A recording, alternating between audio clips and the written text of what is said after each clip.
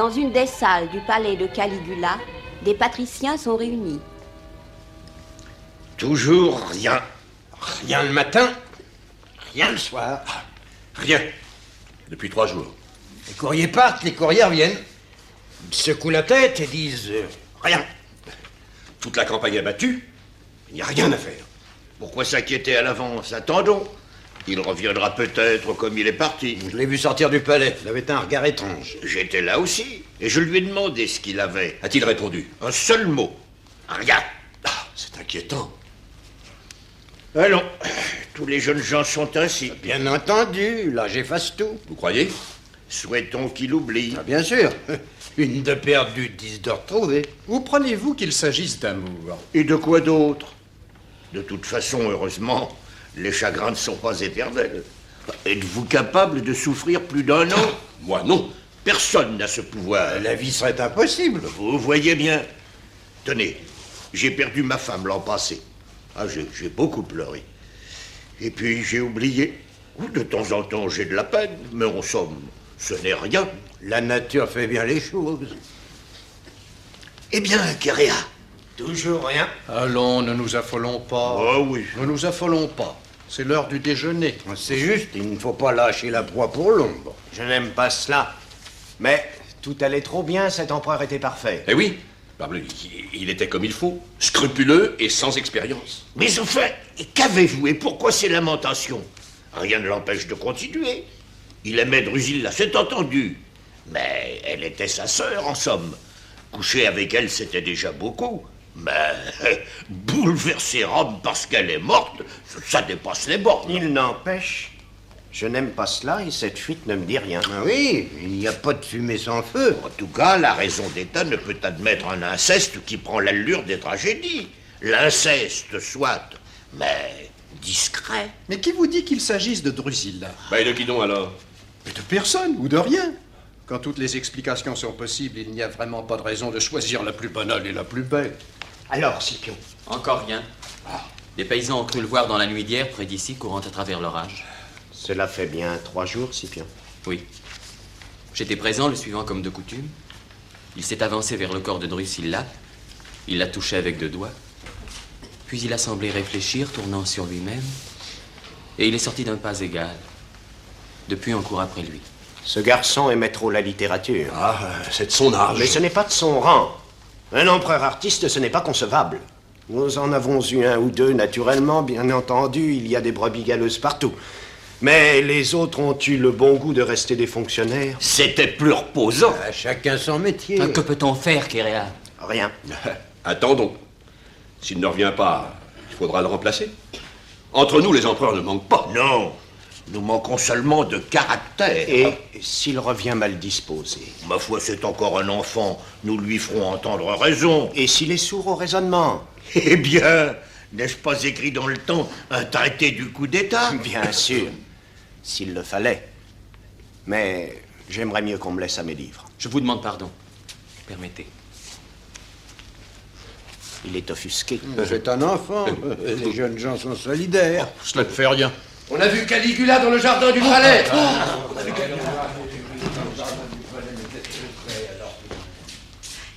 Ils sont tous sortis. Caligula entre alors furtivement. Il a l'air égaré. Il est sale.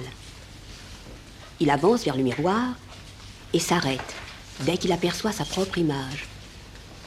Puis il va s'asseoir, les bras pendants entre les genoux écartés. Hélico entre. Apercevant Caligula, il s'arrête et l'observe. Caligula se retourne et le voit. Bonjour, Caius. Bonjour, Hélicon. Tu sembles fatigué. J'ai beaucoup marché. Oui, ton absence a duré longtemps. C'était difficile à trouver. Quoi donc? Ce que je voulais. Et que voulais-tu? La lune. Quoi? Oui, je voulais la lune. Ah. Pourquoi faire? Eh bien, c'est une des choses que je n'ai pas. Bien sûr. Et maintenant, tout est arrangé? Non, je n'ai pas pu la voir. C'est ennuyeux. Oui, c'est pour cela que je suis fatigué. Hélicon, Oui, Caius? tu penses que je suis fou? Tu sais bien que je ne pense jamais. Oui, enfin, mais je ne suis pas fou. Et même, je n'ai jamais été aussi raisonnable. Simplement, je me suis senti tout d'un coup un besoin d'impossible. Les choses telles qu'elles sont ne me semblent pas satisfaisantes. C'est une opinion assez répandue. Il est vrai, mais je ne le savais pas auparavant, maintenant je sais. Ce monde tel qu'il est fait n'est pas supportable. J'ai donc besoin de la lune ou du bonheur, ou de l'immortalité, de quelque chose qui soit dément peut-être, mais qui ne soit pas de ce monde. C'est un raisonnement qui se tient, mais en général, on ne peut pas le tenir jusqu'au bout. Tu n'en sais rien. C'est parce qu'on ne le tient jamais jusqu'au bout que rien n'est obtenu. Mais il suffit peut-être de rester logique jusqu'à la fin. Je sais aussi ce que tu penses. Que l'histoire pour la mort d'une femme, mais ce n'est pas cela. Je crois me souvenir, il est vrai qu'il y a quelques jours, une femme que j'aimais est morte, mais qu'est-ce que l'amour, peu de choses. Cette mort n'est rien, je te le jure. Elle est seulement le signe d'une vérité qui me rend la lune nécessaire. C'est une vérité toute simple et toute claire, un peu bête, mais difficile à découvrir et lourde à porter. Et qu'est-ce donc que cette vérité? Les hommes meurent et ils ne sont pas heureux. Oh, non, Caius, c'est une vérité dont on s'arrange très bien. Regarde autour de toi. Ce n'est pas cela qui les empêche de déjeuner. Alors c'est que tout autour de moi est mensonge, et moi je veux qu'on vive dans la vérité. Et justement, j'ai les moyens de les faire vivre dans la vérité, car je sais ce qui leur manque, et les cons. Ils sont privés de la connaissance, et il leur manque un professeur qui sache ce dont ils parlent. Ne t'offense pas, Caius, de ce que je vais te dire, mais tu devrais te reposer. Ce n'est pas possible, les cons. Ça ne sera plus jamais possible. Et pourquoi donc? Si je dors, qui me donnera la lune? Cela est vrai. Écoutez les cons, j'entends des pas et des bruits de voix. Garde le silence et oublie que tu viens de me voir. J'ai compris. Et s'il te plaît, aide-moi désormais. Je n'ai pas de raison de ne pas le faire, Caius. Mais je sais peu de choses, et peu de choses m'intéressent. À quoi donc puis-je t'aider? À l'impossible. Je ferai pour le mieux. Il n'y a personne. Ne l'as-tu pas vu, Hélicon? Non. Hélicon, ne t'a-t-il vraiment rien dit avant de s'échapper? Mais je ne suis pas son confident. Je suis son spectateur, c'est plus sage. Je t'en prie. Cher Késonia, Caius est un idéaliste, tout le monde le sait. Il suit son idée, voilà tout. Et personne ne peut prévoir où elle le mènera. Mais vous permettez, c'est l'heure de déjeuner. Regarde la vue passer. Mais Rome tout entière voit Caligula partout. Et Caligula, en effet, ne voit que son idée. Quelle idée? Comment le saurais-je, Scipion? Drusilla? Qui peut le dire? Mais il est vrai qu'il l'aimait. Il est vrai que cela est dur de voir mourir aujourd'hui ce que hier on serrait dans ses bras. Et toi? Oh, moi, je suis la vieille maîtresse. Késonia, il faut le sauver. Tu l'aimes donc? Je l'aime. Il était bon pour moi. Il m'encourageait, je sais par cœur certaines de ses paroles. Il me disait que la vie n'était pas facile, mais qu'il y avait la religion, l'art, l'amour qu'on nous porte. Il répétait souvent que faire souffrir était la seule façon de se tromper. Il voulait être un homme juste. C'était un enfant. Je n'ai jamais eu d'autre Dieu que mon corps.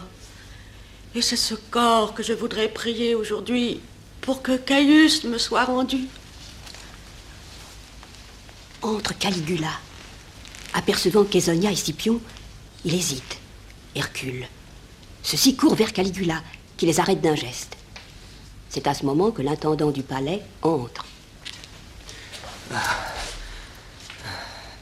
Nous te cherchions, César. Je vois. Nous, c'est-à-dire... Qu'est-ce que vous voulez? Nous étions inquiets, César. De quel droit? Et... Enfin, de toute façon, tu sais que tu as réglé quelques questions concernant le trésor public.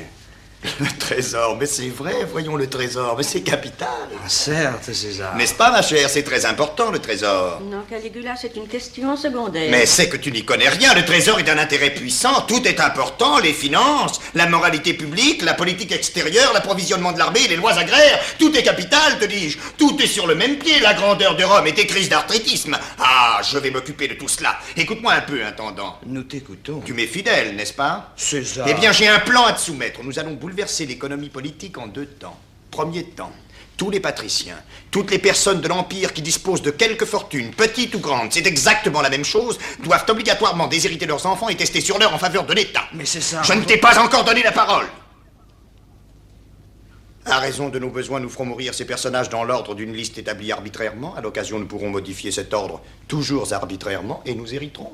Qu'est-ce qui te prend? L'ordre des exécutions n'a en effet aucune importance, ou plutôt, ces exécutions ont une importance égale, ce qui entraîne qu'elles n'en ont point. D'ailleurs, ils sont aussi coupables les uns que les autres. Tu exécuteras ces ordres sans délai. Les testaments seront signés dans la soirée par tous les habitants de Rome, dans un mois ou plus tard par tous les provinciaux. Envoie des courriers. Mais César, tu ne te rends pas compte Écoute-moi bien, imbécile. Si le trésor public a de l'importance, alors la vie humaine n'en a pas, cela est clair. Tous ceux qui pensent comme toi doivent admettre ce raisonnement et compter leur vie pour rien puisqu'ils tiennent l'argent pour tout. Au demeurant, moi, j'ai décidé d'être logique. Et puisque j'ai le pouvoir, vous allez voir ce que la logique va vous coûter. J'exterminerai les contradicteurs et les contradictions. S'il le faut, je commencerai par toi. Mais César, ma bonne volonté n'est pas en question. Je te jure. Ni la mienne, tu peux m'en croire. La preuve, c'est que je consens à épouser ton point de vue et à tenir le trésor public pour un objet de méditation. En somme, remercie-moi puisque je rentre dans ton jeu et que je joue avec tes cartes. D'ailleurs, mon plan, par sa simplicité, est génial, ce qui clôt le débat. Tu as 3 secondes pour disparaître, je compte. 1. Je te reconnais mal. C'est une plaisanterie, n'est-ce pas? Pas exactement, Késonia. C'est de la pédagogie. Ce n'est pas possible, Caius. Justement. Je ne te comprends pas. Justement, il s'agit de ce qui n'est pas possible, ou plutôt, il s'agit de rendre possible ce qui ne l'est pas. Mais c'est un jeu qui n'a pas de limite. C'est la récréation d'un fou. Non, Scipion, c'est la vertu d'un empereur. Ah, mes enfants, je viens de comprendre enfin l'utilité du pouvoir. Il donne ses chances à l'impossible. Aujourd'hui et pour tout le temps qui va venir, ma liberté n'a plus de frontières. Je ne sais pas s'il faut s'en réjouir, Caius. Je ne le sais pas non plus, mais je suppose qu'il faut en vivre. J'ai appris ton retour. Je fais des vœux pour ta santé.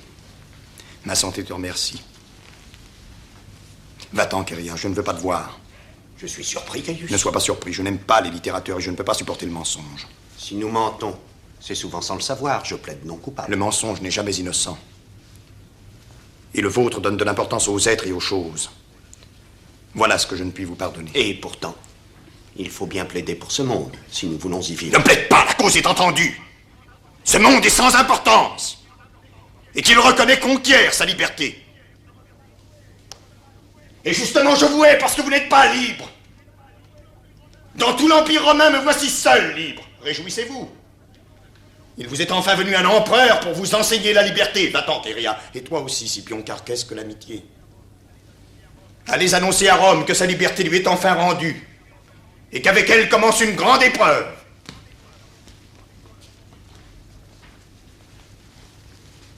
Tu pleures? Oui, Késonia. Mais enfin, qu'y a-t-il de changé? S'il est vrai que tu aimais Drusilla, tu l'aimais en même temps que moi, que beaucoup d'autres. Cela ne suffisait pas pour que sa mort te chasse 3 jours et 3 nuits dans la campagne et te ramène avec ce visage ennemi. Qui te parle de Drusilla, folle? Et ne peux-tu imaginer qu'un homme pleure pour autre chose que l'amour? Pardon, Caius, mais je cherche à comprendre. Les hommes pleurent parce que les choses ne sont pas ce qu'elles devraient être. Laisse, Késonia. Mais reste près de moi. Oh, je ferai ce que tu voudras. À mon âge, on sait que la vie n'est pas bonne, mais si le mal est sur la terre, pourquoi vouloir y ajouter? Tu ne peux pas comprendre. Qu'importe. Je sortirai peut-être de là. Mais je sens monter en moi des êtres sans nom. Que ferais-je contre eux? Oh, Késonia, je savais qu'on pouvait être désespéré, mais j'ignorais ce que ce mot voulait dire. Je croyais, comme tout le monde, que c'était une maladie de l'âme, mais non, c'est le corps qui souffre. Ma peau me fait mal. Ma poitrine, mes membres, j'ai la tête creuse et le cœur soulevé. Et le plus affreux, c'est ce goût dans la bouche. Ni sang, ni mort, ni fièvre, mais tout cela à la fois. Il suffit que je remue la langue pour que tout redevienne noir et que les êtres me répugnent. Qu'il est dur, qu'il est amer de devenir un homme. Il faut dormir. Dormir longtemps, se laisser aller, ne plus réfléchir. Je veillerai sur ton sommeil. À ton réveil, le monde pour toi recouvrera son goût. Fais servir alors ton pouvoir à mieux aimer ce qui peut l'être encore. Ce qui est possible mérite aussi d'avoir sa sens. Mais il y faut le sommeil. Il y faut l'abandon, cela n'est pas possible. Oui, c'est ce qu'on croit au bout de la fatigue. Un temps vient où l'on retrouve une main ferme. Mais il faut savoir où la poser. Et que me fait une main ferme? De quoi me sert ce pouvoir si étonnant si je ne puis changer l'ordre des choses? Si je ne puis faire que le soleil se couche à l'est, que la souffrance décroisse et que les êtres ne meurent plus? Non, Caesonia, il est indifférent de dormir ou de rester éveillé si je n'ai pas d'action sur l'ordre de ce monde. C'est vouloir s'égaler aux dieux, je ne connais pas de pure folie. Oh, si tu me crois fou. Et pourtant, qu'est-ce qu'un dieu pour que je désire m'égaler à lui? Ce que je désire de toutes mes forces aujourd'hui est au-dessus des dieux. Je prends en charge un royaume où l'impossible est roi. Tu ne pourras pas faire que le ciel ne soit pas le ciel, qu'un beau visage devienne laid, un cœur d'homme insensible. Je veux mêler le ciel à la mer, confondre laideur et beauté, faire jaillir le rire de la souffrance. Il y a le bon et le mauvais, ce qui est grand, ce qui est bas, le juste et l'injuste. Je te jure que cela ne changera pas. La volonté est de le changer. Je ferai à ce siècle le don de l'égalité. Et lorsque tout sera aplani, l'impossible enfin sur terre, la lune dans mes mains, alors peut-être moi-même je serai transformé et le monde avec moi. Alors enfin les hommes ne mourront pas, ils seront heureux. Tu ne pourras pas nier l'amour. L'amour, Caesonia, j'ai appris que ce n'était rien. C'est l'autre qui a raison. Le trésor public. Tu l'as bien entendu, n'est-ce pas? Tout commence avec cela. Ah, c'est maintenant que je vais vivre, enfin. Vivre, Caesonia, mais c'est le contraire d'aimer, c'est moi qui te le dis. Et c'est moi qui t'invite à une fête sans mesure, à un procès général, au plus beau des spectacles. Et il me faut du monde, des spectateurs, des victimes et des coupables. Faites entrer les coupables. Il me faut les coupables, et ils le sont tous. Je veux qu'on fasse entrer les condamnés à mort, du public. Je veux avoir mon public, juges, témoins, accusés, tous condamnés d'avance. Ah, Caesonia. Et toi, Caesonia, tu m'obéiras. Tu m'aideras toujours, ce sera merveilleux. Jure de m'aider, Caesonia. Je n'ai pas besoin de jurer puisque je t'aime. Tu feras tout ce que je te dirai. Tout, Caligula, mais arrête. Tu seras cruel, froide et implacable. Tu souffriras aussi. Oui, Caligula, mais je deviens folle. Venez tous. Approchez. Je vous ordonne d'approcher. C'est un empereur qui exige que vous approchiez. Venez vite. Et maintenant, approche, Caesonia. Regarde ce miroir. J'efface toutes les images. Plus rien, tu vois. Plus de souvenirs, tous les visages enfuis, rien, plus rien. Et sais-tu ce qui reste? Approche encore. Regarde. Approchez, regardez. Caligula! Caligula.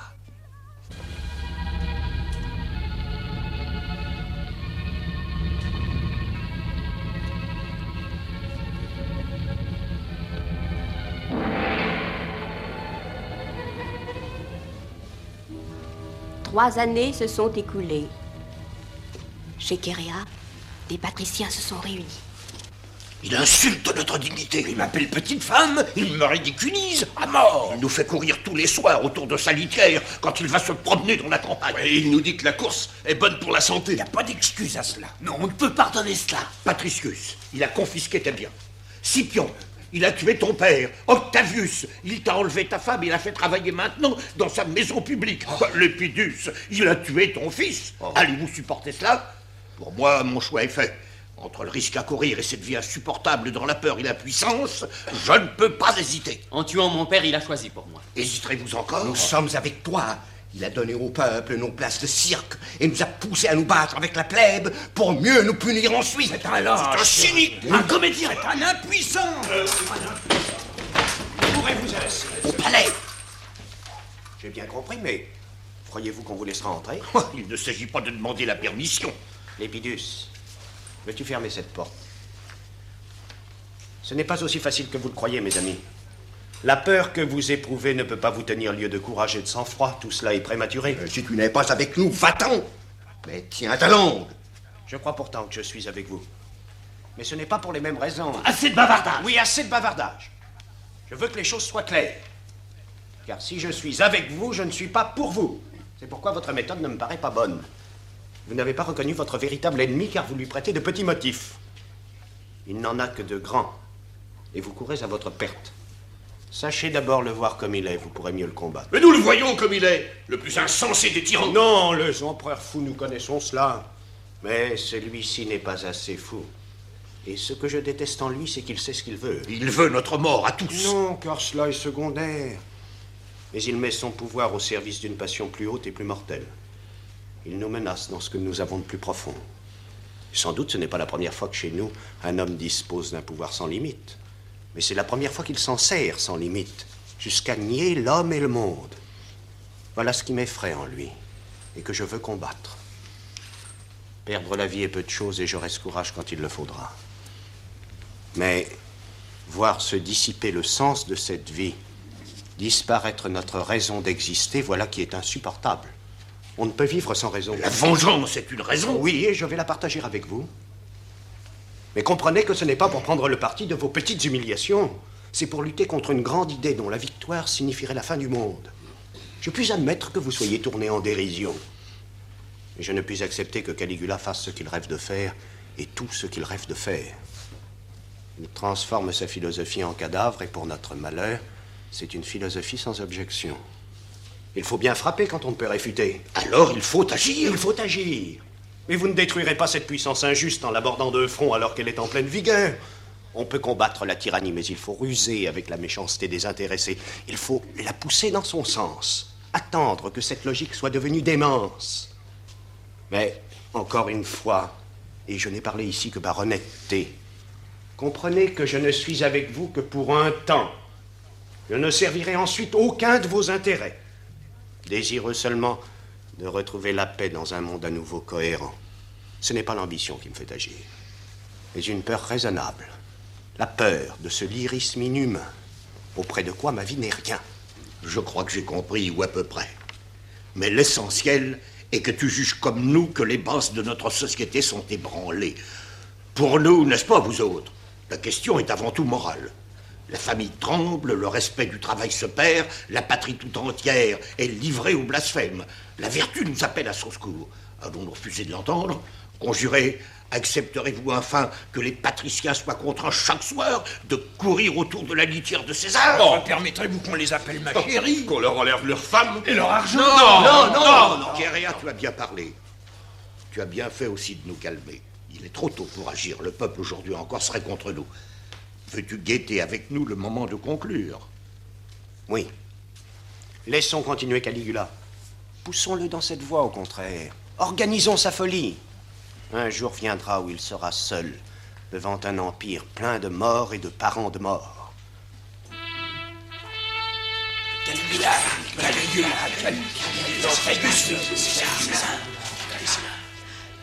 Entre Caligula et Caesonia, suivi des licons et de soldats. Caligula s'arrête et regarde les conjurés. Il va de l'un à l'autre en silence, arrange une boucle à l'un, recule pour contempler un second, les regarde encore, passe la main sur ses yeux et sort, sans dire un mot. Quel désordre! Vous vous battiez? Nous nous battions. Et pourquoi vous battiez-vous? Nous nous battions pour rien. Alors ce n'est pas vrai. Qu'est-ce qui n'est pas Vous vrai? ne vous battiez pas. Alors, nous ne nous battions pas. Peut-être vaudrait-il mieux mettre la pièce en ordre. Caligula a horreur du désordre. Vous finirez par le faire sortir de son caractère, cet homme. Oh, mais enfin, que lui avons-nous fait? Rien, justement. C'est inouï d'être insignifiant à ce point. Cela finit par devenir insupportable. Mettez-vous à la place de Caligula. Naturellement, vous complotiez bien un peu, n'est-ce pas? C'est faux, voyons, mais que croit-il donc? Il ne le croit pas, il le sait. Mais je suppose qu'au fond, il le désire un peu. Allons, aidons à réparer le désordre. Bonjour, ma chérie. Oh. Messieurs, une exécution maintenant. Mais j'ai décidé de me restaurer auparavant chez toi, Kéréa. Je viens de donner des ordres pour que nous apporte des vivres.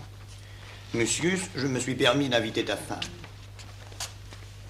Rufius a de la chance que je sois si prompt à avoir faim. Rufius, c'est le chevalier qui doit mourir. Vous ne me demandez pas pourquoi il doit mourir? Ah non, je vois que vous devenez intelligent. Vous avez fini par comprendre qu'il n'est pas nécessaire d'avoir fait quelque chose pour mourir. Soldat, je suis content de vous. Voyons, plaçons-nous. Au hasard, pas de protocole. Tout de même, ce Rufius a de la chance. Et je suis sûr qu'il n'apprécie pas ce petit répit. Pourtant, quelques heures gagnées sur la mort, c'est inestimable. Tu as l'air de mauvaise humeur. Serait-ce parce que j'ai fait mourir ton fils, Lépidus? Mais... non, Caius. Au contraire. Au contraire. Oh, que j'aime que le visage démente les soucis du cœur. Ton visage est triste, mais ton cœur, au contraire, n'est-ce pas, Lépidus? Au contraire, César. Ah, Lépidus, personne ne m'est plus cher que toi. Rions ensemble, veux-tu? Dis-moi quelques bonnes histoires. Caius. Bon, je raconterai alors, mais tu riras, n'est-ce pas, Lépidus? Ne serait-ce que pour ton second fils. D'ailleurs, tu n'es pas de mauvaise humeur. Oh. Oh. Allons, Lépidus! Au contraire, Caius. À la bonne heure! Écoute maintenant. Il était une fois un pauvre empereur que personne n'aimait. Lui qui aimait Lépidus fit tuer son plus jeune fils pour s'enlever cet amour du cœur. Naturellement, ce n'est pas vrai. Drôle, n'est-ce pas? Tu ne ris pas? Personne ne rit? Écoutez, alors. Je veux que tout le monde rie! Toi, Lépidus, et tous les autres, levez-vous! Riez! Je veux, vous entendez, je veux vous voir rire! Non, mais regarde-les, Kézonia, rien ne va plus. Honnêteté, respectabilité, qu'en dira-t-on, sagesse des nations, rien ne veut plus rien dire. Tout disparaît devant la peur, hein, Kézonia? Ce beau sentiment sans alliage, pur et désintéressé, le seul qui tire sa noblesse du ventre. Parlons d'autre chose maintenant. Voyons, Kéréa, tu es bien silencieux. Je suis prêt à parler, Caius, dès que tu le permettras. Parfait, alors tais-toi. J'aimerais bien entendre notre ami Mucius. À tes ordres, Caius. Eh bien, parle-nous de ta femme. Et commence par l'envoyer à ma droite. Hé, Mucius. Nous t'attendons. Mais ma femme... Mais je l'aime. Oh, bien sûr, mon ami, bien sûr. Mais comme c'est commun. Au fait, quand je suis entré, vous complotiez, n'est-ce pas? On y allait de sa petite conspiration, hein? Caius, comment peux-tu... Aucune importance, ma jolie. Il faut bien que vieillesse se passe. Aucune importance, vraiment. Vous êtes incapable d'un acte courageux. Il me vient seulement à l'esprit que j'ai quelques questions d'État à régler. Mais auparavant, sachons faire leur part au désir impérieux que nous crée la nature. Je me permets, Mucius, de t'emprunter pour un instant ta femme. Oh, monsieur, je reprendrai bien de cet excellent vin. Eh bien, Kéréa, si tu me disais maintenant pourquoi vous vous battiez tout à l'heure. Tout est venu, chère Kézonia, de ce que nous discutions sur le point de savoir si la poésie doit être meurtrière ou non. C'est fort intéressant. Cependant, cela dépasse mon entendement de femme. Mais j'admire que votre passion pour l'art vous conduise à échanger des coups. Certes, mais Caligula me disait l'autre jour qu'il n'est pas de passion profonde sans quelque cruauté. Il y a du vrai dans cette opinion, n'est-ce pas, vous autres? Oh, Caligula est un fin psychologue. Il nous a parlé avec éloquence du courage. Et il devrait résumer toutes ses idées. Ce serait inestimable. Sans compter que cela l'occuperait, car il est visible qu'il a besoin de distraction. Vous serez ravi de savoir qu'il y a pensé, qu'il écrit en ce moment un grand traité. Mucius, je te rends ta femme. Mais pardonnez-moi, quelques instructions à donner. Ce grand traité égalera les plus célèbres, monsieur, nous n'en doutons pas. Et de quoi parle-t-il, Kézonia? Oh, cela me dépasse. Il faut donc conclure que cela traite du pouvoir meurtrier de la poésie. Tout juste, je crois. Mais cela l'occupera, comme disait Kéréa. Oui, ma jolie. Mais ce qui vous gênera sans doute un peu, c'est le titre de cet ouvrage. Quel est-il? Le glaive. Pardonnez-moi, mais les affaires de l'État sont pressantes. Intendant, tu feras fermer les greniers publics. Je viens de signer le décret, tu le trouveras dans la chambre. Oui, mais... Demain, il y aura famine. Mais le peuple va gronder. Je dis qu'il y aura famine demain. Tout le monde connaît la famine, c'est un fléau. Demain, il y aura fléau. Et j'arrêterai le fléau quand il me plaira. Après tout, je n'ai pas tellement de façon de prouver que je suis libre. On est toujours libre aux dépens de quelqu'un, c'est ennuyeux, mais c'est normal. Appliquez cette pensée à la jalousie et vous verrez. Tout de même, comme c'est laid d'être jaloux. N'est-ce pas, monsieur? Souffrir par vanité et par imagination, voir sa femme... Mangeons, messieurs. Savez-vous que nous travaillons ferme avec Hélicon? Nous mettons au point un petit traité de l'exécution dont vous nous donnerez des nouvelles. À supposer qu'on vous demande votre avis. Soyons généreux, Hélicon, découvrons-leur nos petits secrets. Allez, section 3, paragraphe 1er. L'exécution soulagée délivre. Elle est universelle, fortifiante et juste dans ses applications comme dans ses intentions. On meurt parce qu'on est coupable. On est coupable parce qu'on est sujet de Caligula. Or, tout le monde est sujet de Caligula, dont tout le monde est coupable. D'où il ressort que tout le monde meurt. C'est une question de temps et de patience. Qu'en pensez-vous? La patience, hein? Voilà une trouvaille. Voulez-vous que je vous dise? C'est ce que j'admire le plus en vous. Maintenant, messieurs, vous pouvez disposer. Kéria n'a plus besoin de vous. Cependant que Késonia reste. Et Lépidus. Ah, Myréa aussi. Je voudrais discuter avec vous de l'organisation de ma maison publique. Elle me donne de gros soucis. À tes ordres, Caius, qu'est-ce qui ne va pas? Le personnel est-il mauvais? Non, mais les recettes ne sont pas bonnes. Mais il faut augmenter les tarifs. Myréa, tu viens de perdre une occasion de te taire. Étant donné ton âge, ces questions ne t'intéressent pas et je ne te demande pas ton avis. Alors, pourquoi m'as-tu fait rester? Parce que tout à l'heure, j'aurais besoin d'un avis sans passion. Si je puis, Caius, en parler avec passion, je dirais qu'il ne faut pas toucher aux tarifs. Mais naturellement, voyons. Mais il faut nous rattraper sur le chiffre d'affaires. J'ai déjà expliqué mon plan à Késonia qui va vous l'exposer, moi. J'ai trop bu de vin. Je commence à avoir sommeil. C'est fort simple. Caligula crée une nouvelle décoration. Je ne vois pas le rapport. Il y est pourtant. Cette distinction constituera l'ordre du héros civique. Elle récompensera ceux des citoyens qui auront le plus fréquenté la maison publique de Caligula. C'est lumineux. Je le crois. J'oubliais de dire que la récompense est décernée chaque mois après vérification des bons d'entrée. Le citoyen qui n'a pas obtenu de décoration au bout de 12 mois est exilé ou exécuté. Et pourquoi? Ou exécuté? Parce que Caligula dit que cela n'a aucune importance. L'essentiel est qu'il puisse choisir. Bravo. Le trésor public est aujourd'hui renfloué. Que bois-tu, Myréa? C'est pour mon asthme, Caius. Non, c'est un contrepoison. Mais non, Caius, tu veux rire. J'étouffe dans la nuit et je me soigne depuis fort longtemps déjà. Ainsi, tu as peur d'être empoisonné. Mon asthme... Non! Appelons les choses par leur nom. Tu crains que je ne t'empoisonne. Tu me soupçonnes, tu m'épies. Mais non, par tous les dieux. Tu me suspectes, en quelque sorte, tu te défies de moi. Caius! Réponds-moi. Si tu prends un contrepoison, tu me prêtes par conséquent l'intention de t'empoisonner. Oui, je veux dire non. Et dès l'instant où tu crois que j'ai pris la décision de t'empoisonner, tu fais ce qu'il faut pour t'opposer à cette volonté. Cela fait 2 crimes. Et une alternative dont tu ne sortiras pas. Ou bien je ne voulais pas te faire mourir et tu me suspectes injustement, moi ton empereur, ou bien je le voulais et toi insecte, tu t'opposes à mes projets. Hein, Myréa? Que dis-tu de cette logique? Elle est rigoureuse, Caius. Mais elle ne s'applique pas au cas. Et 3e crime, tu me prends pour un imbécile. Assieds-toi et écoute-moi bien. Asseyez-vous tous. De ces 3 crimes, un seul est honorable pour toi, le second, parce que dès l'instant où tu me prêtes une décision et la contrecarres, cela implique une révolte chez toi. Tu es un meneur d'hommes, un révolutionnaire. Cela est bien.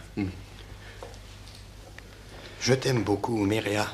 C'est pourquoi tu seras condamné pour ton second crime et non pour les autres. Tu vas mourir virilement pour t'être révolté. Ne me remercie pas, c'est tout naturel. Tiens. Bois ce poison. Non, Allons. je ne peux pas, non. Allons. Non. Bois. Non.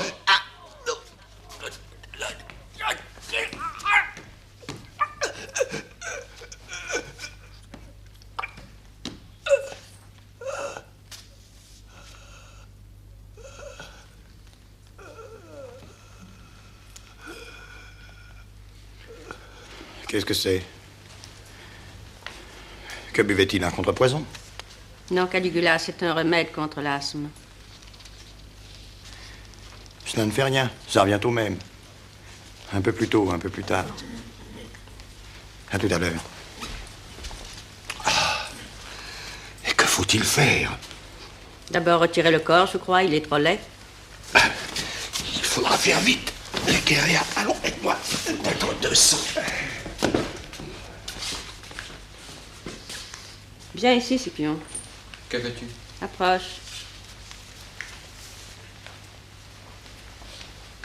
Il a tué ton père? Oui. Tu le hais? Oui.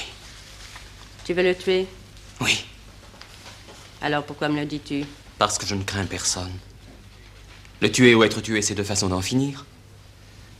D'ailleurs, tu ne me trahiras pas. Tu as raison, je ne te trahirai pas. Mais je veux te dire quelque chose.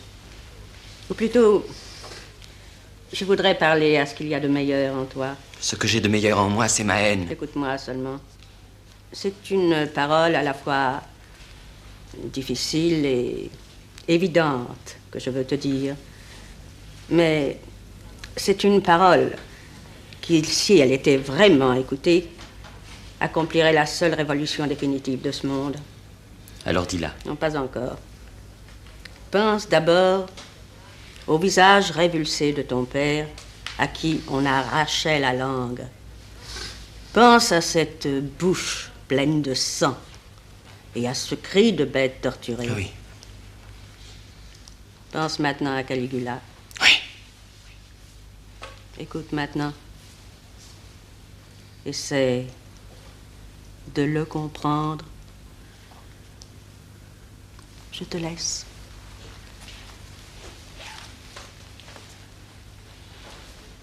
Scipion, Caligula me suit. Si vous alliez manger, poète... Hélicon, aide-moi! C'est dangereux, ma colombe, et je n'entends rien à la poésie. Tu pourrais m'aider, tu sais beaucoup de choses. Je sais que les jours passent et qu'il faut se hâter de manger. Je sais aussi que tu pourrais tuer Caligula et qu'il ne le verrait pas d'un mauvais œil. Mais le voici. Je n'ai plus rien à faire ici. Ah, c'est toi, Scipion.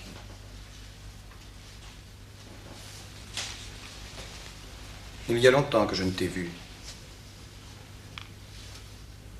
Qu'est-ce que tu fais? Tu écris toujours? Est-ce que tu peux me montrer tes dernières pièces? J'ai écrit des poèmes, César. Sur quoi? Je ne sais pas, César. Sur la nature, je crois. Beau sujet. Et vaste. Qu'est-ce qu'elle t'a fait, la nature? Elle me console de n'être pas César. Ah. Et crois-tu qu'elle pourrait me consoler de l'être? Ma foi, elle a guéri des blessures plus graves. Blessures? Tu dis cela avec méchanceté. Est-ce parce que j'ai tué ton père? Si tu savais pourtant comme le mot est juste. Blessure. Il n'y a que la haine pour rendre les gens intelligents. J'ai répondu à ta question sur la nature. Récite-moi ton poème. Je t'en prie, César, non. Pourquoi? Je ne l'ai pas sur moi. Ne t'en souviens-tu pas? Non. Dis-moi du moins ce qu'il contient. J'y parlais d'un certain accord. De la terre et du pied. Oui. C'est à peu près cela. Et aussi de la ligne des collines romaines et de cet apaisement fugitif et bouleversant qui ramène le soir. Du cri des martinets dans le ciel vert. Oui, encore. Et de cette minute subtile où le ciel encore plein d'or brusquement bascule et nous montre en un instant son autre face, gorgée d'étoiles luisantes. De cette odeur de fumée d'arbres et d'eau qui monte alors de la terre vers la nuit. Le cri des cigales et la retombée des chaleurs. Les chiens, les roulements des derniers chars, les voix des fermiers. Et les chemins noyés d'ombre dans les lentisques et les oliviers. Oui. Oui, c'est tout cela. Mais comment l'as-tu appris? Je ne sais pas. Peut-être parce que nous aimons les mêmes vérités. Oh, qu'importe, puisque tout prend en moi le visage de l'amour. C'est la vertu des grands cœurs, Scipion. Si du moins je pouvais connaître ta transparence. Mais je sais trop la force de ma passion pour la vie. Elle ne se satisfera pas de la nature. Tu ne peux pas comprendre cela. Tu es d'un autre monde. Tu es pur dans le bien comme je suis pur dans le mal. Je peux comprendre. Non. Ce quelque chose en moi, ce lac de silence. Ces herbes pourries. Ton poème doit être beau. Mais si tu veux mon avis... Oui. Tout cela manque de sang. Oh. Le monstre! L'affreux monstre! Tu as encore joué. Tu viens de jouer, hein? Tu es content de toi. Il y a du vrai dans ce que tu dis. J'ai joué. Quel cœur puant et ensanglanté tu dois avoir. Oh, comme tant de mal et de haine doivent te torturer. Tais-toi maintenant. Comme je te plains, comme je te hais. Tais-toi! Et quelle immonde solitude doit être la tienne. La solitude, tu la connais, toi, la solitude? Celle des poètes et des impuissants, la solitude, mais laquelle? Tu ne sais pas que seul on ne l'est jamais. Et que partout le même poids d'avenir et de passé nous accompagne. Les êtres qu'on a tués sont avec nous. Et pour cela, ce sera encore facile, mais ceux qu'on a aimés, ceux qu'on n'a pas aimés, qui vous ont aimés, les regrets, le désir, l'amertume et la douceur, les putains et la clique des dieux. Seul! Ah, si du moins, au lieu de cette solitude empoisonnée de présence qui est la mienne, je pouvais goûter la vraie, le silence et le tremblement d'un arbre. La solitude, mais non, Scipion. Elle est peuplée de grincements de dents et tout entière retentissante de bruit et de clameurs perdues. Et près des femmes que je caresse quand la nuit se referme sur nous et que je crois, éloigné de ma chair, enfin contenté, saisir un peu de moi entre la vie et la mort. Ma solitude entière s'emplit de l'aigre odeur du plaisir aux aisselles de la femme qui sombre encore à mes côtés. Tous les hommes ont une douceur dans la vie. Cela les aide à continuer. C'est vers elles qu'ils se retournent quand ils se sentent trop usés. C'est vrai, Scipion.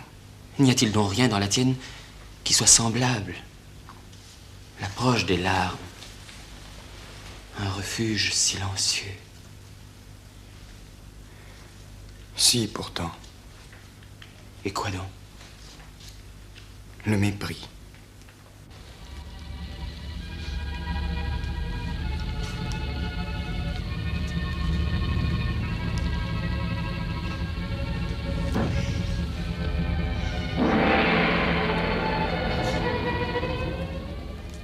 Une sorte de parade foraine.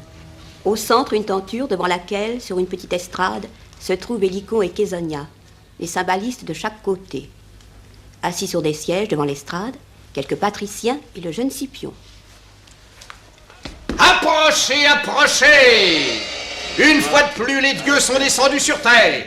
Caius, César et Dieu, surnommé Caligula, leur a prêté sa forme toute humaine. Approchez, grossiers mortels! Le miracle sacré s'opère devant vos yeux. Par une faveur particulière au règne béni de Caligula, les secrets divins sont offerts à tous les yeux. Approchez, messieurs. Adorez, donnez votre bol. Le mystère sacré est mis aujourd'hui à la portée de toutes les bourses. L'Olympe et ses coulisses, ses intrigues, ses pantoufles et ses larmes. Approchez, approchez, toute la vérité sur vos dieux. Adorez, donnez votre bol. Approchez, messieurs. La représentation va commencer. Une reconstitution impressionnante de vérité. Une réalisation sans précédent. Les décors majestueux de la puissance divine ramenés sur terre. Une attraction sensationnelle et démesurée. Le vent. Le tonnerre. Le destin lui-même dans sa marche triomphale. Approchez et contemplez. Aujourd'hui, je suis Vénus. L'adoration commence.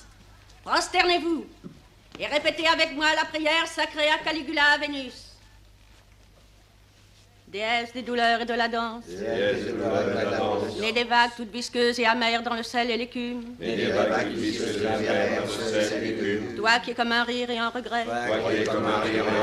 Une rancœur et un élan. Enseigne-nous l'indifférence qui fait renaître les amours. Instruis-nous de la vérité de ce monde qui est donnant point à voir. Accorde-nous la force de vivre à la hauteur de cette vérité sans égale. Accorde-nous la force de vivre à la hauteur de cette vérité sans égale. Pause. Comble-nous de tes dons.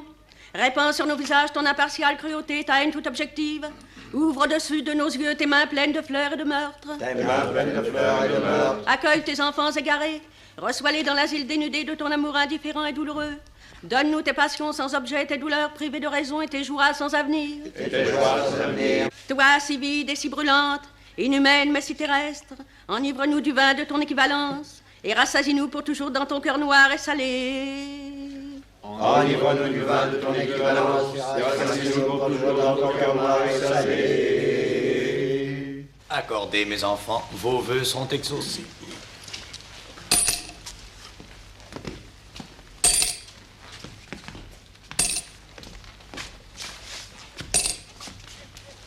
Hep, hep! Viens ici, mon garçon. Adorer, c'est bien, mais enrichir, c'est mieux. Merci, cela va bien. Si les dieux n'avaient pas d'autre richesse que l'amour des mortels, ils seraient aussi pauvres que le pauvre Caligula. Et maintenant, messieurs, vous allez vous voir partir et répandre dans la ville l'étonnant miracle auquel il vous a été donné d'assister. Vous avez vu Vénus, ce qui s'appelle voir avec vos yeux de chair. Et Vénus vous a parlé. Allez, messieurs. Une seconde. En sortant, prenez le couloir de gauche. Dans celui de droite, j'ai posté des gardes pour vous assassiner.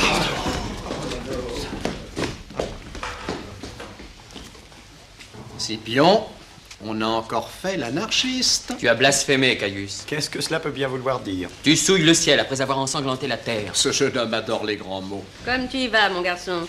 Il y a en ce moment dans Rome des gens qui meurent pour des discours beaucoup moins éloquents. J'ai décidé de dire la vérité à Caius. Eh bien, Caligula, cela manquait à ton règne, une belle figure morale. Tu crois donc aux dieux, Scipion? Non. Alors je ne comprends pas. Pourquoi es-tu si prompt à dépister les blasphèmes? Je puis nier une chose sans me croire obligé de la salir ou de retirer aux autres le droit d'y croire. Mais c'est de la modestie, cela, de la vraie modestie, oh cher Scipion, que je suis content pour toi, et envieux, tu sais.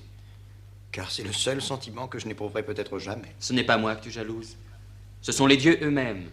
Si tu le veux bien, cela restera comme le grand secret de mon règne.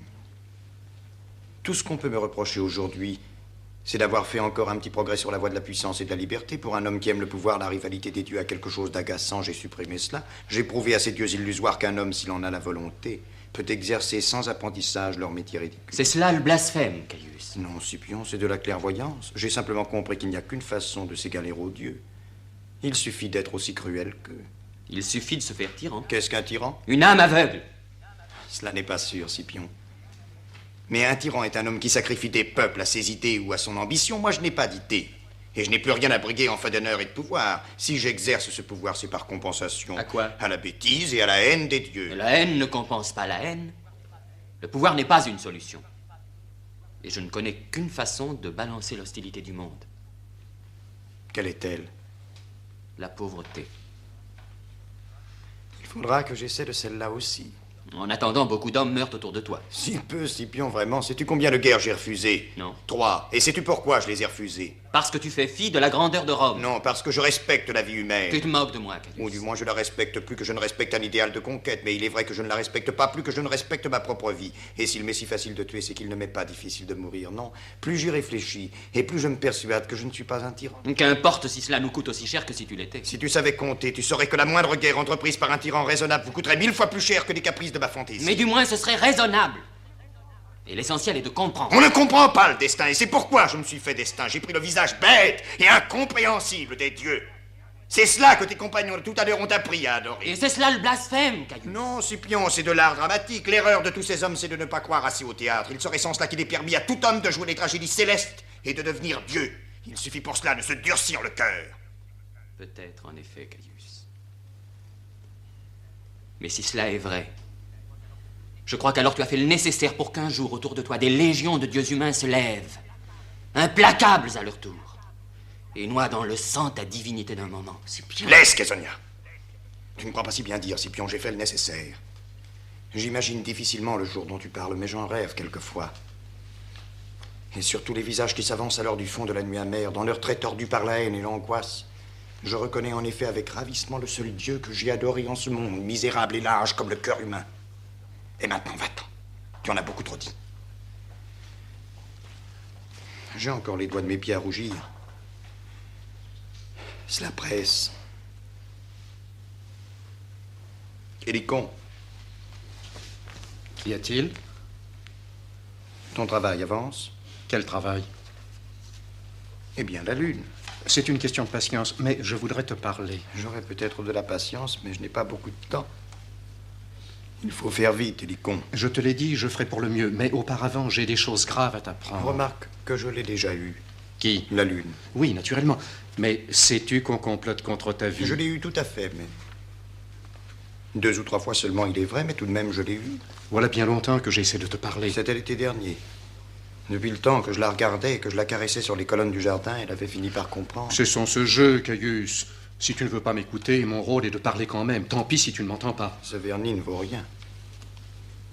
Mais pour en revenir à la lune, c'était pendant une belle nuit d'août. Elle a fait quelque façon. J'étais déjà couché. Elle était d'abord toute sanglante au-dessus de l'horizon. Puis elle a commencé à monter de plus en plus légère, avec une rapidité croissante. Plus elle montait, plus elle devenait claire. Elle est devenue comme un lac d'eau laiteuse au milieu de cette nuit pleine de froissements d'étoiles. Elle est arrivée dans la chaleur, douce, légère et nue. Elle a franchi le seuil de la chambre et avec sa lenteur sûre, est arrivée jusqu'à mon lit, s'y est coulée, et m'a inondé de ses sourires. et de son éclat. Décidément, ce vernis ne vaut rien. Mais tu vois, Hélicon, je puis dire sans me vanter que je l'ai eu. Veux-tu m'écouter et connaître ce qui te menace? Je veux seulement la lune, Hélicon. Je sais d'avance ce qui me tuera. Je n'ai pas encore épuisé tout ce qui peut me faire vivre, c'est pourquoi je veux la lune. Et tu ne reparaîtras pas ici avant de me l'avoir procurée. Alors je ferai mon devoir et je dirai ce que j'ai à dire. Un complot s'est formé contre toi. Kéréa en est le chef. J'ai surpris cette tablette qui peut t'apprendre l'essentiel. Je la dépose ici. Où vas-tu, Hélicon? Te chercher la lune.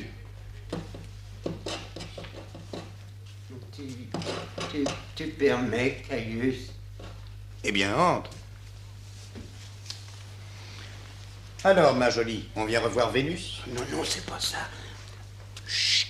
Oh, pardon, Caius. Non, je veux dire, tu sais que je t'aime beaucoup.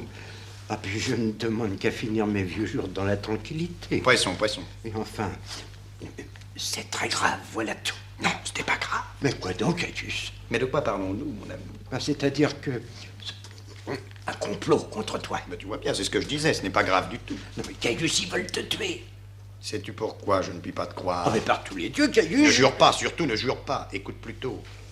Si ce que tu dis était vrai, il me faudrait supposer que tu trahis tes amis, n'est-ce pas? Oh, c'est-à-dire, Caius, que mon amour pour toi... Et je ne puis pas supposer cela. J'ai tant détesté la lâcheté que je ne pourrai jamais me retenir de faire mourir un traître. Je sais bien ce que tu vaux, moi, et assurément, tu ne voudras ni trahir, ni mourir. Assurément, Caius, assurément. Tu vois donc que j'avais raison de ne pas te croire. Tu n'es pas un lâche, n'est-ce pas? Oh, non! Ni un traître. Oh, ça me semble, et par Caius. conséquent, il n'y a pas de complot. Dis-moi, ce n'était qu'une plaisanterie. Une plaisanterie, une simple plaisanterie. Personne ne veut me tuer, cela est évident. Mais personne, bien sûr, personne. Alors disparais, ma jolie. Un homme d'honneur est un animal si rare en ce monde que je ne pourrais pas en supporter la vue trop longtemps. Il faut que je reste seul pour savourer ce grand moment.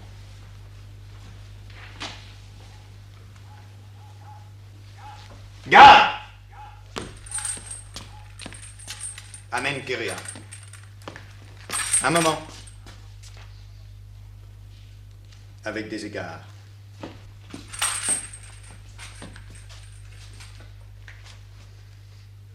Tu avais décidé d'être logique. Idiot. Il s'agit seulement de savoir jusqu'où cela ira.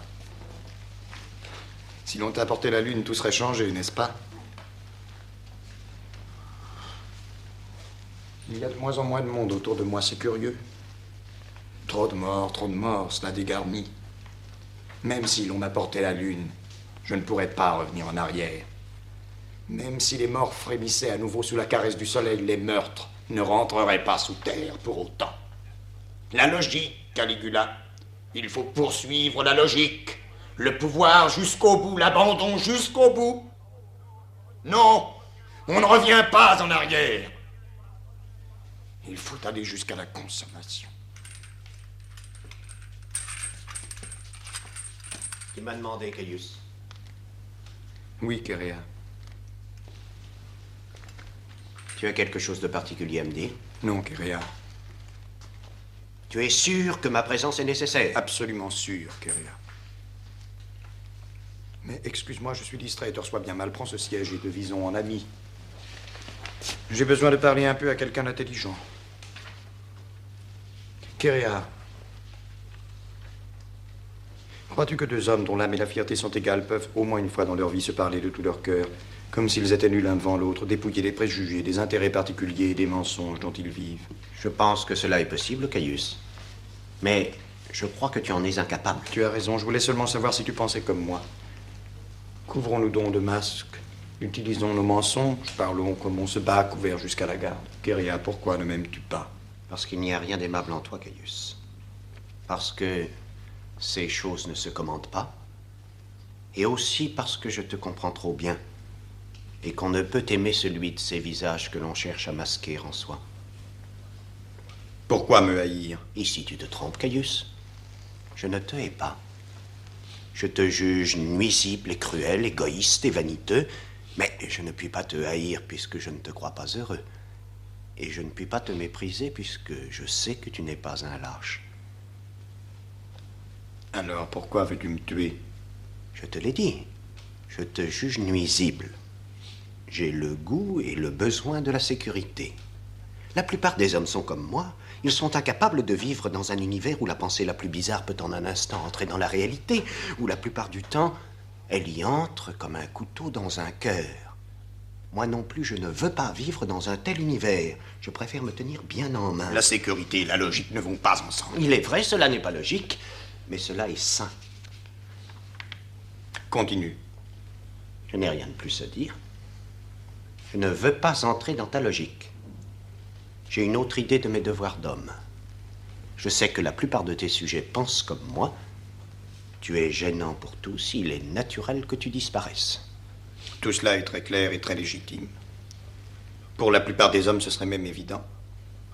Pas pour toi, cependant. Tu es intelligent, et l'intelligence se paye cher ou se nie. Moi, je paye. Mais toi, pourquoi ne pas la nier, ne pas vouloir payer? Parce que j'ai envie de vivre et d'être heureux. Je crois qu'on ne peut réaliser ni l'un ni l'autre en poussant l'absurde dans toutes ses conséquences. Je suis comme tout le monde. Pour m'en sentir libéré, je souhaite parfois la mort de ceux que j'aime. Je convoite des femmes que les lois de la famille ou de l'amitié m'interdisent de convoiter. Pour être logique, je devrais alors tuer ou posséder. Mais je juge que ces idées vagues n'ont pas d'importance. Si tout le monde se mêlait de les réaliser, nous ne pourrions ni vivre ni être heureux. Et encore une fois, c'est cela qui m'importe. Il faut donc que tu crois à quelque idée supérieure. Je crois qu'il y a des actions qui sont plus belles que d'autres. Je crois que toutes sont équivalentes. Je le sais, Caius. Et c'est pourquoi je ne te hais pas. Mais tu es gênant et il faut que tu disparaisses. C'est très juste. Mais pourquoi me l'annoncer et risquer ta vie? Parce que d'autres me remplaceront. Et parce que je n'aime pas mentir. Kéréa. Oui, Caius? Crois-tu que deux hommes dont l'âme et la fierté sont égales peuvent, au moins une fois dans leur vie, se parler de tout leur cœur? Je crois que c'est ce que nous venons de faire. Oui, Kéréa. Tu m'en croyais incapable, pourtant. J'avais tort, Caius, je le reconnais. Et je t'en remercie. J'attends maintenant ta sentence. Ma sentence? Ah, tu veux dire. Connais-tu cette tablette, Kéréa? Je savais qu'elle était en ta possession. Oui, Kéréa, et ta franchise elle-même était simulée. Les deux hommes ne se sont pas parlé de tout leur cœur. Cela ne fait rien, pourtant. Maintenant, nous allons cesser le jeu de la sincérité et recommencer à vivre comme par le passé. Il faut encore que tu essaies de comprendre ce que je vais te dire, que tu subisses mes offenses et mon humeur. Écoute, Kéréa, cette tablette est la seule preuve. Je m'en vais, Caius. Je suis lassé de tout ce jeu grimaçant, je le connais trop et je ne veux plus le voir. Reste encore, c'est la seule preuve, n'est-ce pas? Je ne vois pas que tu aies besoin de preuves pour faire mourir un homme. Il est vrai, mais pour une fois, je veux me contredire. Cela ne gêne personne et c'est si bon de se contredire de temps en temps. Cela repose. J'ai besoin de repos, Kéréa. Je ne comprends pas et je n'ai pas de goût pour ces complications. Bien sûr, Kéréa, tu es un homme sain, toi. Tu ne désires rien d'extraordinaire. Tu veux vivre et être heureux, seulement cela. Je crois qu'il vaut mieux que nous en restions là. Pas encore, un peu de patience, veux-tu? J'ai là cette preuve, regarde. Je veux considérer que je ne peux vous faire mourir sans elle. C'est mon idée. Et c'est mon repos. Eh bien, vois ce que deviennent les preuves dans la main d'un empereur. Tu vois, conspirateur, cette tablette fond. Et à mesure que la flamme la détruit, c'est un matin d'innocence qui se lève sur ton visage. L'admirable front pur que tu as, Kéréa. Que c'est beau, un innocent, que c'est beau. Admire ma puissance. Les dieux eux-mêmes ne peuvent pas rendre l'innocence sans auparavant punir, et ton empereur n'a besoin que d'une flamme pour t'absoudre et t'encourager. Continue, Kéréa. Poursuis jusqu'au bout le magnifique raisonnement que tu m'as tenu. Ton empereur attend son repos. C'est sa manière à lui de vivre et d'être heureux.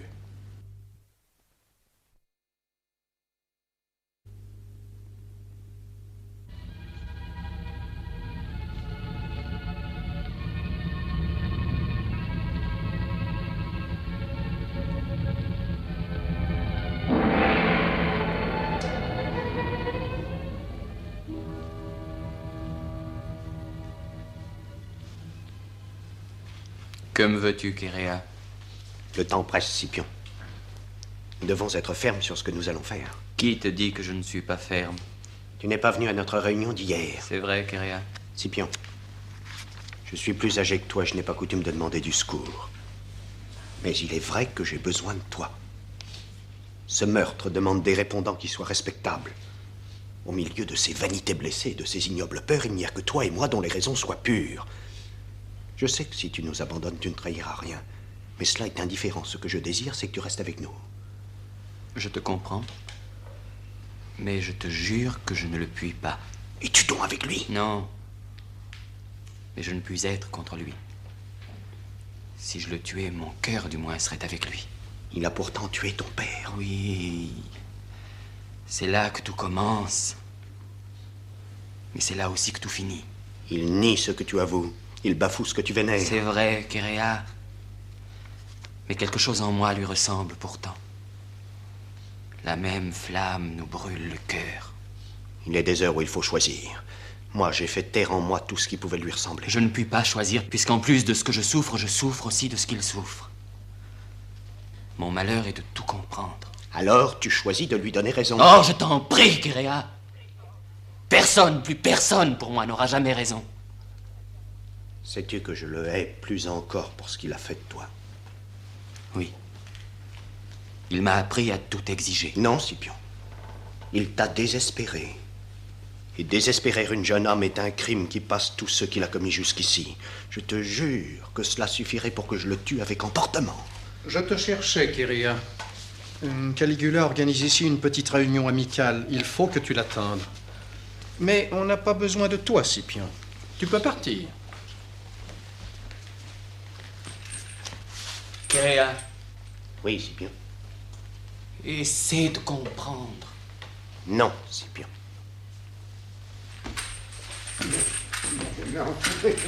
Mais enfin, que nous veut-on à cette heure de la nuit? Assieds-toi là. S'il s'agit de nous faire mourir comme les autres, il n'y a pas besoin de tant d'histoire. Assieds-toi là, vieux mulet. Asseyons-nous. Cet homme ne sait rien, c'est visible. Oui, ma jolie, c'est visible. Il fallait agir vite, je le savais. Maintenant, c'est la torture qui nous attend. De quoi s'agit-il? La conjuration est découverte, oui. Ensuite? C'est la torture. Je me souviens que Caligula a donné 80 000 sesterces à un esclave voleur que la torture n'avait pas fait avouer. Nous voilà bien avancés. Non, mais c'est une preuve qu'il aime le courage. Et vous devriez en tenir compte. Ça ne te ferait rien de ne pas claquer des dents ainsi. J'ai ce bruit en horreur. Mais c'est que... Alors, assez d'histoire, c'est notre vie que nous jouons. Connaissez-vous le mot favori de Caligula? Oui, ça, il le dit au bourreau. Tue-le lentement pour qu'il se sente mourir. Non, c'est mieux. Après une exécution, il bâille et dit avec sérieux: ce que j'admire le plus, c'est mon insensibilité. Et vous entendez ces bruits d'armes? Oui. Ce mot-là révèle un faible. Ça ne te fait rien de ne pas faire de philosophie, mais je l'ai en horreur. Reconnaissons au moins que cet homme exerce une indéniable influence. Il force à penser, il force tout le monde à penser. L'insécurité, voilà ce qui fait penser. Et c'est pourquoi tant de haine le poursuit. Regarde ses armes. Tu avais peut-être raison. Il fallait faire vite, nous avons trop attendu. Oui. C'est une leçon qui vient un peu tard. Oh, mais c'est insensé, moi je ne veux pas mourir, moi. Oh, c'est insensé. Soudain, Caligula, en robe courte de danseuse, des fleurs sur la tête, paraît en ombre chinoise derrière le rideau du fond. Il mime quelques gestes ridicules de danse et s'éclipse.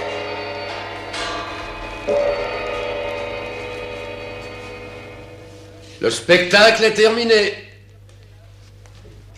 Caligula m'a chargé de vous dire qu'il vous faisait appeler jusqu'ici pour les affaires de l'État, mais qu'aujourd'hui, il vous avait invité à communier avec lui dans une émotion artistique.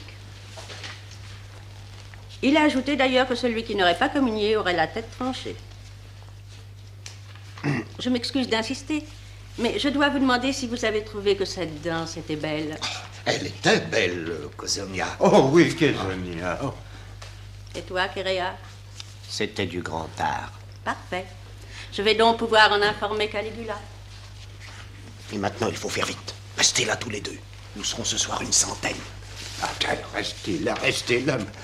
Moi, je voudrais bien partir, moi. Oh, ça sent le mort ici. Ou le mensonge.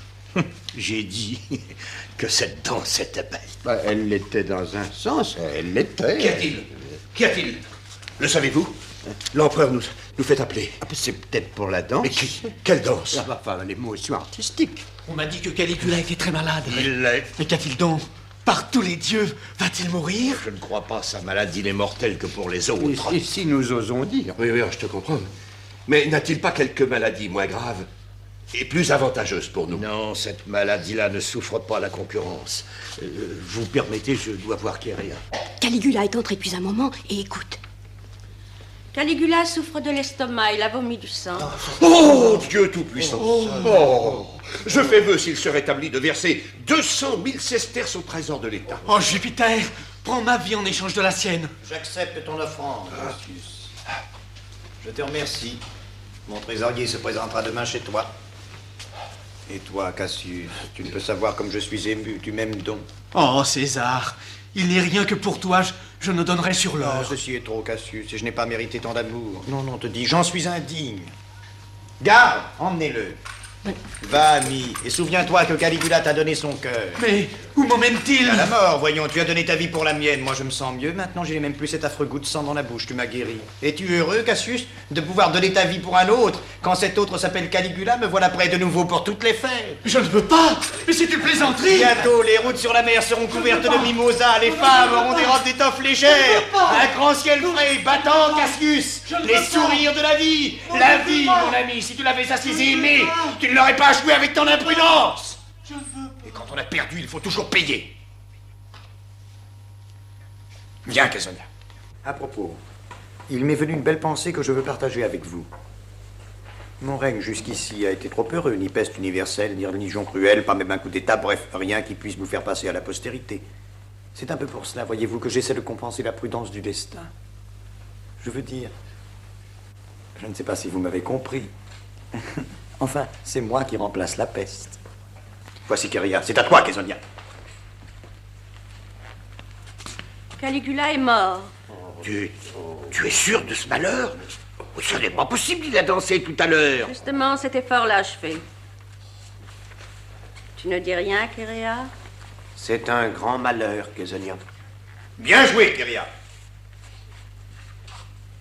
Eh bien, c'est raté. N'oublie pas ce que je te dis, Caesonia. N'oublie pas. Est-il malade, Caesonia? Non, ma jolie. Mais ce que tu ignores, c'est que cet homme dort 2 heures toutes les nuits et le reste du temps incapable de reposer erre dans les galeries de son palais. Ce que tu ignores, ce que tu ne t'es jamais demandé, c'est à quoi pense cet être pendant les heures mortelles qui vont du milieu de la nuit autour du soleil. Malade, non, il ne l'est pas, à moins que tu n'inventes un nom et des médicaments pour les ulcères dont son âme est couverte. Tu as raison, Caesonia. Nous n'ignorons pas que Caius... Non, vous ne l'ignorez pas, mais comme tous ceux qui n'ont point d'âme, vous ne pouvez supporter ceux qui en ont trop. Trop d'âme, voilà qui est gênant, n'est-ce pas? Alors, on appelle cela maladie, les cuistres sont justifiés et contents. Est-ce que tu as jamais su aimer, Kéria? Nous sommes maintenant trop vieux pour apprendre à le faire, Caesonia. Et d'ailleurs, il n'est pas sûr que Caligula nous en laissera le temps. Il est vrai. Et j'allais oublier les recommandations de Caligula. Vous savez qu'aujourd'hui est un jour consacré à l'art. D'après le calendrier? Non, d'après Caligula. Il a convoqué quelques poètes. Il leur proposera une composition improvisée sur un sujet donné. Il désire que ceux d'entre vous qui sont poètes y concourent expressément.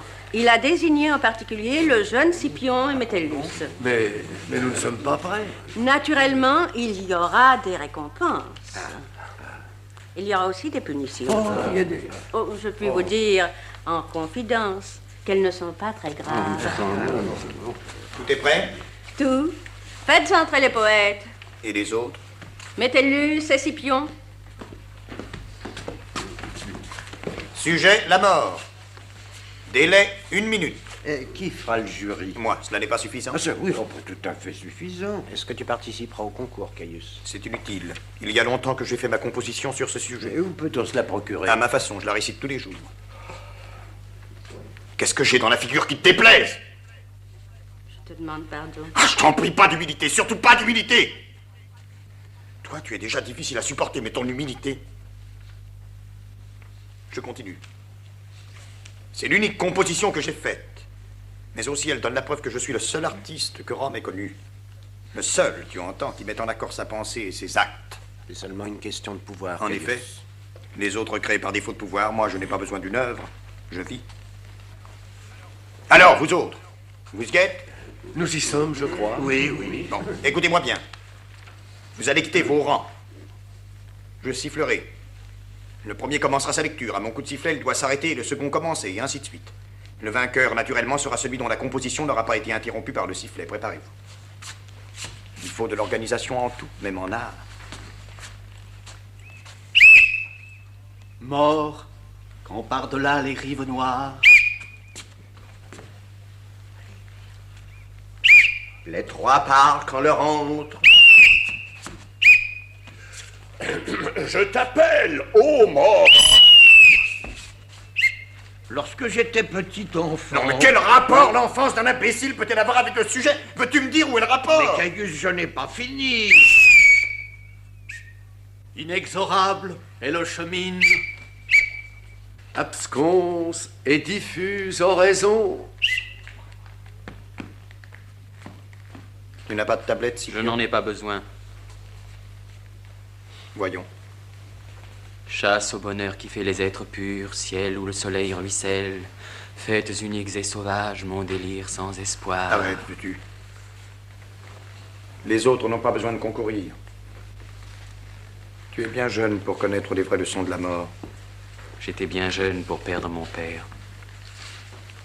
Allons, vous autres. Formez vos rangs. Faux poète est une punition trop dure pour mon goût. Je méditais jusqu'ici de vous garder comme alliés. J'imaginais parfois que vous formeriez le dernier carré des défenseurs, mais cela est vain. Et je vais vous rejeter parmi mes ennemis. Les poètes sont contre moi, je puis dire que c'est la fin. Sortez en bon ordre. Vous allez défiler devant moi en léchant vos tablettes pour y effacer les traces de vos infamies. Attention! En avant!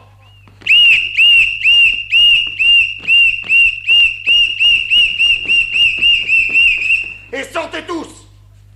Toi aussi, Scipion. Ne peux-tu me laisser en paix comme le fait maintenant ton père? Ah non, Caius, tout cela est inutile. Je sais déjà que tu as choisi. Laisse-moi. Je vais te laisser, en effet, car je crois que je t'ai compris. Ni pour toi, ni pour moi qui te ressemble, tant il n'y a plus d'issue. Je vais partir très loin chercher les raisons de tout cela. Adieu, cher Caius. Quand tout sera fini, n'oublie pas que je t'ai aimé.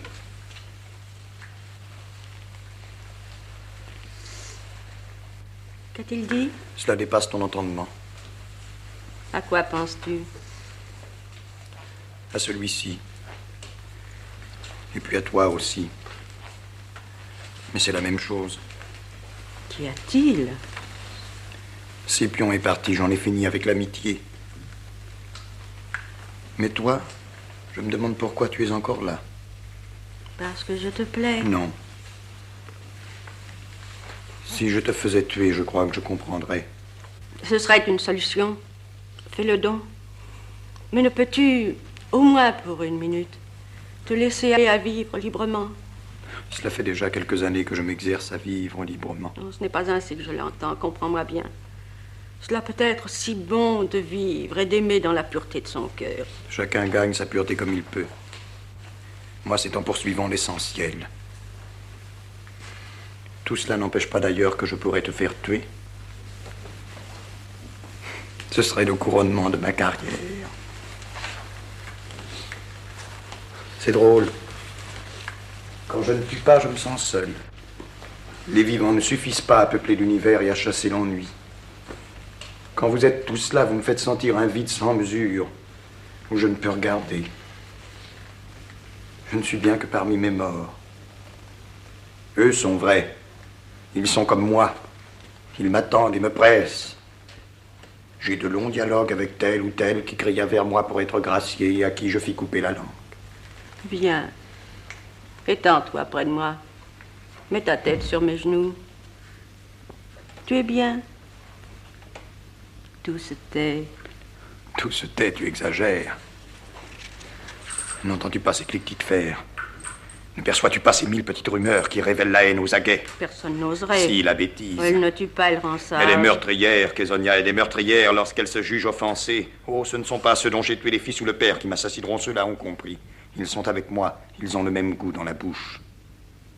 Mais les autres, ceux que j'ai moqués, ridiculisés, je suis sans défense contre leur vanité. Nous te défendrons, nous sommes encore nombreux à t'aimer. Vous êtes de moins en moins nombreux, j'ai fait ce qu'il fallait pour cela. Et puis, soyons justes, je n'ai pas seulement la bêtise contre moi. J'ai aussi la loyauté et le courage de ceux qui veulent être heureux. Non, ils ne te tueront pas. Ou alors quelque chose venu du ciel les consumerait avant qu'ils t'aient touché. Du ciel, mais il n'y a pas de ciel, pauvre femme. Mais pourquoi tant d'amour tout d'un coup? Ce n'est pas dans nos conventions. Ce n'est donc pas assez de te voir tuer les autres qu'il faille encore savoir que tu seras tué. Ce n'est pas assez de te recevoir cruel et déchiré, de sentir ton odeur de meurtre quand tu te places sur mon ventre. Tous les jours, je vois mourir un peu plus en toi ce qui a figure d'homme. Je suis vieille et près d'être laide, je le sais. Mais le souci que j'ai de toi m'a fait maintenant une telle âme qu'il n'importe plus que tu ne m'aimes pas. Je voudrais seulement te voir guérir, toi qui es encore un enfant, toute une vie devant toi. Mais que demandes-tu donc qu'il soit plus grand que toute une vie? Voici déjà bien longtemps que tu es là. C'est vrai. Mais tu vas me garder, n'est-ce pas? Je ne sais pas. Je sais seulement pourquoi tu es là. Pour toutes ces nuits où le plaisir était aigu et sans joie. Et pour tout ce que tu connais de moi. J'ai 29 ans, c'est peu. Mais à cette heure où ma vie m'apparaît cependant si longue, si chargée de dépouilles, si accomplie, enfin tu restes le dernier témoin. Et je ne peux me défendre d'une sorte de tendresse honteuse pour la vieille femme que tu vas être. Dis-moi que tu veux me garder. Je ne sais pas. J'ai conscience seulement, et c'est le plus terrible que cette tendresse honteuse. est le seul sentiment pur que ma vie m'ait jusqu'ici donné. Ne vaudrait-il pas mieux que le dernier témoin disparaisse? Ça n'a pas d'importance. Je suis heureuse de ce que tu m'as dit. Mais pourquoi ne puis-je pas partager ce bonheur avec toi? Mais qui te dit que je ne suis pas heureux? Oh, le bonheur est généreux, il ne vit pas de destruction. Alors c'est qu'il y a deux sortes de bonheur et j'ai choisi celui des meurtriers car je suis heureux. Il y a eu un temps où je croyais avoir atteint l'extrémité de la douleur, eh bien non. On peut encore aller plus loin. Au bout de cette contrée, c'est un bonheur stérile et magnifique. Regarde-moi, je ris, Kézodia, quand je pense que pendant des années, Rome tout entière a évité de prononcer le nom de Drusilla. Car Rome s'est trompée pendant des années, l'amour ne m'est pas suffisant. C'est cela que j'ai compris alors. C'est cela que je comprends aujourd'hui encore en te regardant. Car aimer un être, c'est accepter de vieillir avec lui. Je ne suis pas capable de cet amour. Drusilla vieille, c'était bien pire que Drusilla morte. On croit qu'un homme souffre parce que l'être qu'il aimait meurt en un jour, mais sa vraie souffrance est moins futile. C'est de s'apercevoir que le chagrin non plus ne dure pas. Même la douleur est privée de sens. Tu vois, je n'avais pas d'excuse, pas même l'ombre d'un amour, ni l'amertume de la mélancolie. Je suis sans alibi.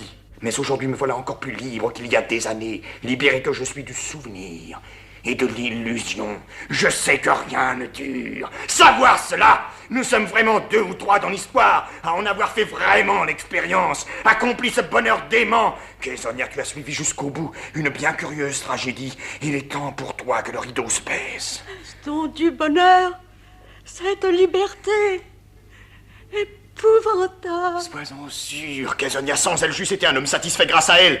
J'ai conquis la divine clairvoyance du solitaire. Je vis, je tue. J'exerce le pouvoir délirant du destructeur auprès de quoi celui du créateur paraît une singerie. C'est cela être heureux, c'est cela le bonheur, cette insupportable délivrance, cet universel mépris, le sang, la haine autour de moi, cet isolement non pareil de l'homme qui tient toute sa vie sous son regard, la joie démesurée de l'assassin impuni, cette logique implacable qui broie des vies humaines, qui va te broyer, Kézonia, pour parfaire enfin la solitude éternelle que je désire. Non, non, pas de tendresse, il faut en finir. Car le temps presse, chère Kézonia.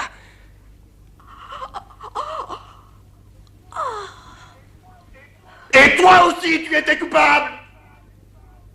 Mais tu n'es pas la solution. Caligula, toi aussi, tu es coupable. Alors n'est-ce pas un peu plus, un peu moins? Mais qui oserait me condamner dans ce monde sans juge, où personne n'est innocent? Tu le vois bien, Hélicon n'est pas venu, je n'aurai pas la lune. Mais qu'il est amer d'avoir raison et de devoir aller jusqu'à la consommation, car j'ai peur de la consommation. des bruits d'armes. C'est l'innocence qui prépare son triomphe. Que ne suis-je à leur place? J'ai peur. Quel dégoût, après avoir méprisé les autres, de se sentir la même lâcheté dans l'âme. Mais cela ne fait rien, la peur non plus ne dure pas. Je vais retrouver ce grand vide où le cœur s'apaise.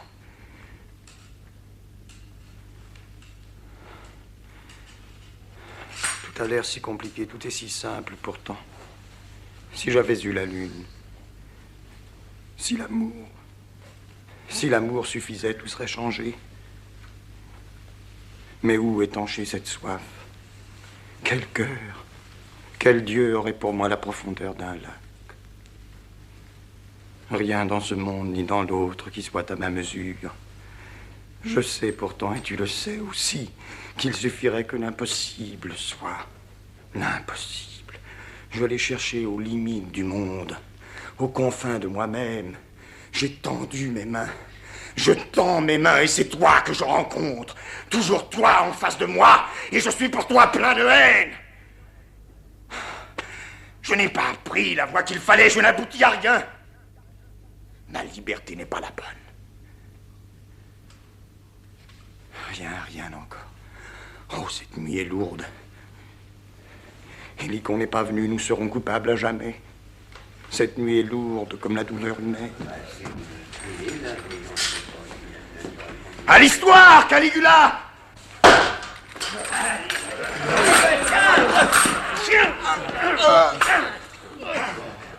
Il est mort. Je suis encore vivant.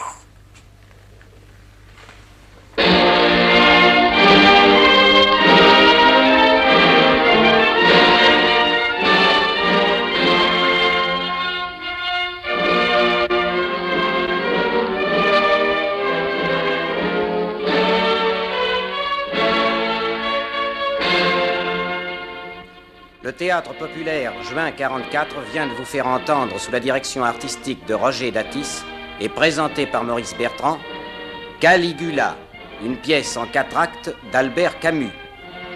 Voici quels en étaient les personnages et acteurs. Caligula, Michel Bouquet. Césonia, Lucienne Bogart. Kéria, Jean Bollot. Hélicon, Hubert Prélier. Scipion, Pierre Rénal. Sénectus, Albert Gercourt. Metellus, Charles Lemarchand. Lépidus, Jacques Berlioz. Octavius, Marcel Alba. Patricius, Philippe Hersan. Méreia, Georges Paulet. Mucius, Louis Perdoux. La récitante André Gire. Prise de son, Roger Fourgeau, assisté de Georges Girard.